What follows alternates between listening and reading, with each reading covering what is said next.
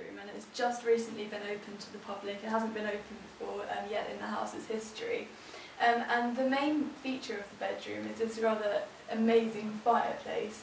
And we thought earlier that it had been made up of bits and pieces of different designs and different architectures from the past, but we've had conservators in, and what we've found out is that this is the original 1630s design.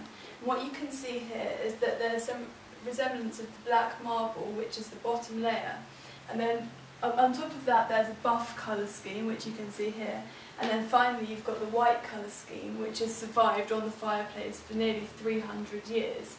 So it's an incredibly well preserved fireplace, and it definitely is the main feature of this bedroom.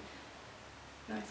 At Quebec House, we've now, since we've opened the bedroom, we now have to ask ourselves some questions about how the bedroom and the fireplace particularly are going to be presented to the public. Because, as I've said, we've got lots of different colour schemes and different decorative schemes here, and the main question we need to ask ourselves is, do we keep this surviving 1630s decorative scheme, which is so fascinating and which is an original, and that's why it's so important?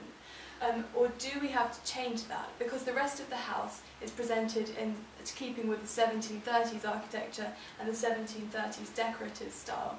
And whilst this doesn't exactly fit in with the rest of it, we need to ask ourselves whether the architecture of the fireplace is so important that it has to be kept as it is now, or whether we scrape it off and get back to the marble base, which is how it would have been originally. Or do we keep building it up so that all the history which is behind the fireplace is preserved for future generations?